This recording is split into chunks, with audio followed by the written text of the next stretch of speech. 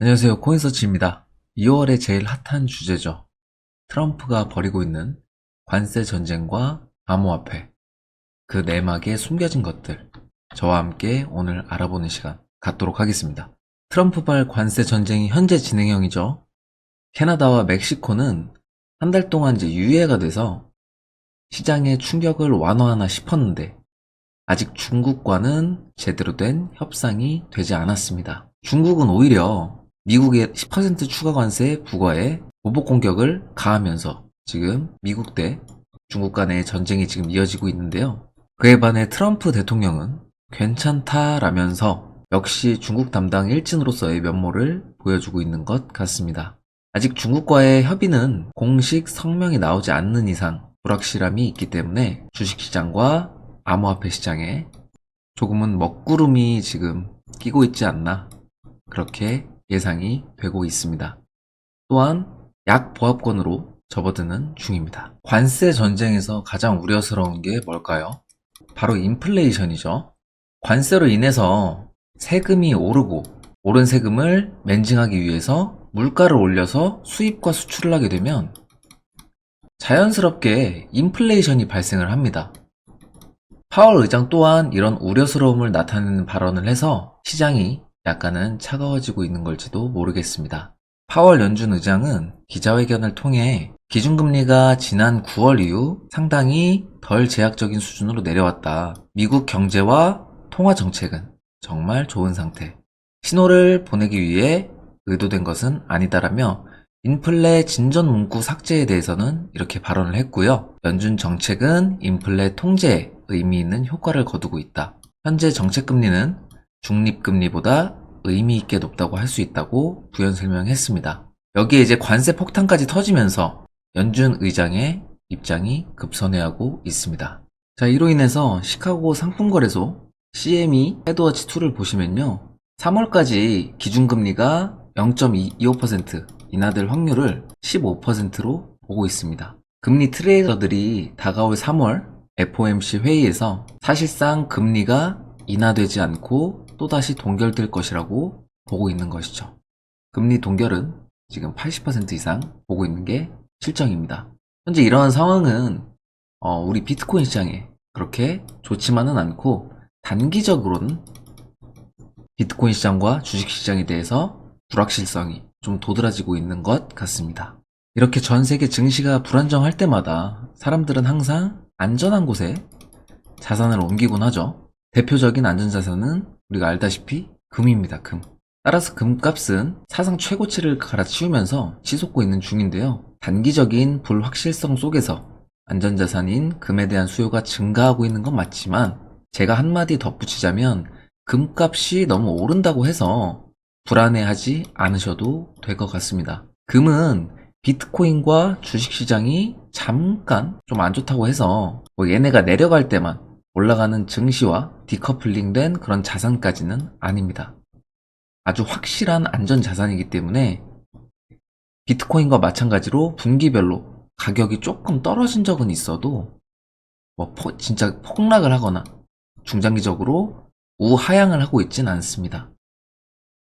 가격적으로도 꾸준하게 우상향을 보여주는 와중에서 현재 오른 상태이고요. 자, 몇 년 전부터 우리의 비트코인도 디지털 금이라고 불리우며 금의 대체 자원으로 꾸준히 언급되고 있고요. 최근에는 가격 안정성을 보유한 스테이블 코인에 대한 기관적, 그 다음에 또 정부적인, 더 나아가서는 범국가적인 관심도가 모아지고 있는 실정입니다. 실제로 스테이블 코인은 현재 전 세계적으로 빠르게 확산되고 있고요. 글로벌 금융 인프라의 핵심 요소로 자리 잡고 있습니다. 이미 많은 기업들이 스테이블 코인들을 활용을 하고 있다는 소리죠. 일론 머스크의 기업 스타링크도 한때 결제 인프라 부족에 어려움을 겪었다가 스테이블 코인 시스템을 도입해서 어려움을 극복한 적이 있고요. 시장 규모도 어마어마합니다. 현재 2천억 달러가 넘습니다. 그리고 제가 제일 중요하게 생각하는 스테이블 코인의 장점은 바로 이겁니다. 바로 국경 간에 거래를 할 때 기존의 금융 시스템보다 훨씬 더 빠르고 훨씬 더 저렴한 결제 수단이기 때문입니다. 자, 예를 들어 볼까요? 우리나라의 섬유 제조업체가 저기 어디 남미의 브라질 공급업체한테 결제를 한다고 생각을 해보세요. 브라질에선 우리나라처럼 뭐 국민은행이라든지 뭐 우리은행, 하나은행 뭐 이런 거 쓸까요? 안 쓸 거 아니에요? 브라질 내에서도 분명히 은행들이 있을 겁니다. 그러면 결제를 할 때 우리가 어떻게 결제를 해야 되겠어요? 일단 우리나라 은행이 아니니까 환전소에 가겠죠. 환전소에 가서 달러로 바꿀 겁니다. 여기서 1차 수수료가 발생하죠. 달러로 바꾸면 또 어떻게 해야 되죠? 달러를 그 나라로 가지고 가가지고 브라질로 가지고 가야 되겠죠? 여기서 또 달러를 그 나라의 환전소나 브라질의 환전소나 은행에 가서 출금을 시켜야 되겠죠? 그럼 또 여기서 2차 수수료가 발생을 하는 겁니다. 비단 수수료뿐만이 아닙니다. 수수료도 수수료대로 들어가고 시일도 엄청나게 오래 걸려요. 이런 거를 뭐 몇 분, 몇 시간 안에 할 수 있을 것 같아요? 절대 아니거든요. 하지만 스테이블 코인이라면 가능합니다. 1년의 중개 단계를 없애고 실시간으로 송금이 가능하죠? 스테이블 코인이라면 어떻게 할 수 있겠죠? 지갑 주소 알려주세요. 지갑 주소만 알게 되면은 코인 거래소에서 테더로만 바꿔서 보내면 끝이에요. 시간도 엄청나게 빠르죠. 빠르면 몇 분, 늦어도 몇 시간 안에는 결제를 할 수 있다는 겁니다. 기존의 금융 시스템과는 전혀 다르고 정말 혁신적이죠. 수수료요? 테더 수수료만 내면 끝입니다. 정말 장점이 많죠. 그래서 기업들이 스테이블 코인들을 엄청나게 활용하고 있다 라고 보시면 되겠습니다. 스테이블 코인들을 이렇게 많이 활용하게 된다면 비트코인 시장이 촉망을 받게 되고 꾸준하게 비트코인 시장이 산업이 발전을 하겠죠. 자, 이러한 장점들을 이미 알고 있는 미국 상원에서는 이미 스테이블 코인 규제안을 마련을 하면서 도널드 트럼프의 미국을 세계의 암호화폐 중심지로 만들겠다라는 비전을 실현하는 데 초점을 맞추고 있습니다. 따라서 이 법안이 통과될 경우에는 USDC나 USDT와 같은 주요 스테이블 코인 글로벌 확산이 촉진될 것 같고요. 미국이 이를 공식적으로 지원하면 다른 국가에서도 스테이블 코인을 더욱 적극적으로 받아들일 것으로 예상을 해볼 수 있겠습니다. 스테이블 코인과는 별개로 미국발 관세 전쟁 밈이 발발한 이틀 전에 선물 시장에서 가상자산 10%가 하루 만에 폭락을 하면서 정말 역대급 청산쇼가 나왔죠. 바이비트 CEO에 따르면요, 최소 80억 달러에서 최대 100억 달러의 청산이 나타난 것으로 보인다 얘기를 했습니다. 정말 어마어마한 돈이죠. 11조에서 15조에 달하는 돈입니다. 얼마나 많은 개미들이 털렸을지 정말 짐작도 안 가는 천문학적인 돈이죠. 이게 얼마나 역대급이냐면요, 20억 달러의 청산으로도 우리가 22년도에 FTX 빔과 20년도 코로나 빔, 이때의 빔의 몇 배에 달하는 청산쇼였던 거예요. 한 3조만 청산당해도 진짜 역대급의 하락이나 청산이 나오는데 그의 한 3배 정도? 근데 그때에 비해서 별로 비트코인은 하락하지 않았습니다. 그만큼 지금 비트코인의 힘이 세다고 볼 수도 있는 기사였습니다. 이렇게 시장이 좀 혼란한 장세를 보여주고 있었잖아요. 근데 미국에서는 친암호화폐 행보를 연일 보여주고 있어서 미 정부랑 트럼프 대통령의 진정한 속내가 저는 좀 궁금해집니다. 왜 이렇게 친암호화폐 행보를 보여주고 있는데 비트코인 가격은 뭐 관세 전쟁이니 해서 떨어진 건가?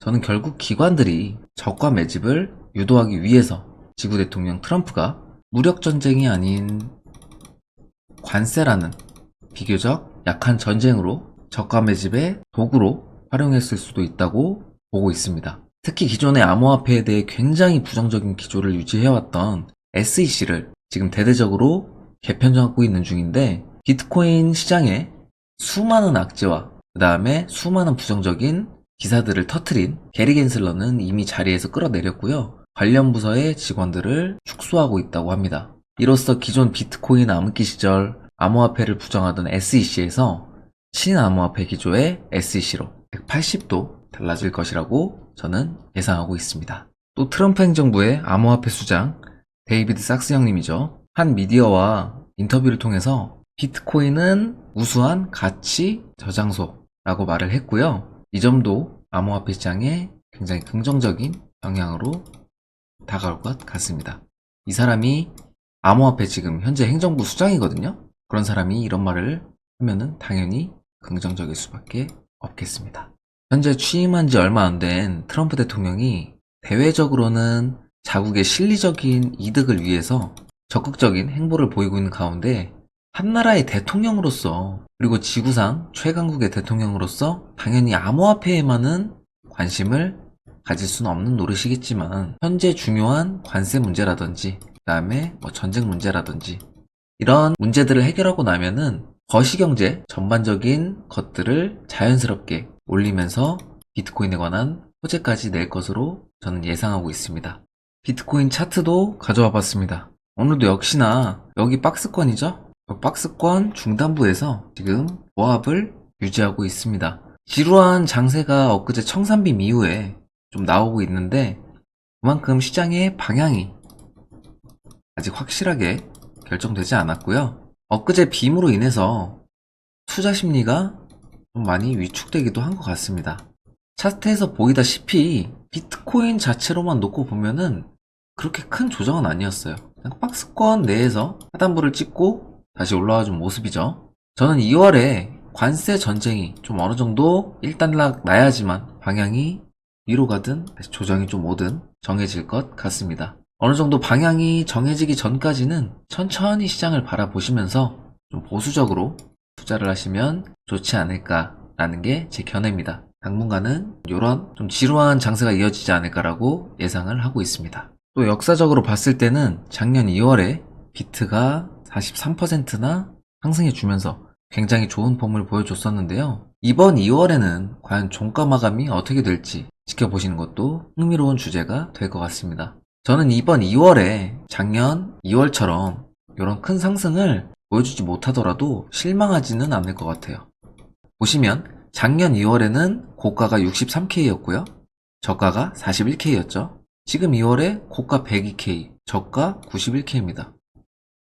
1년 동안 거의 2배 가까이 상승을 했어요. 단기적으로 봤을 때는 당장 며칠은 좀 암울해 보일 수 있어도 중장기적으로는 지금 가격도 분명히 쌀 거라는 점 다들 인지해 주셨으면 좋겠습니다. 항상 흔들리지 않는 비트코인 투자하시길 바라겠고요. 오늘 영상은 여기서 마무리하도록 하겠습니다. 구독이랑 좋아요 해주시면 제 영상 매일매일 볼 수 있으니까 꼭 해주시고요. 다음에 뵙겠습니다. 그럼 안녕.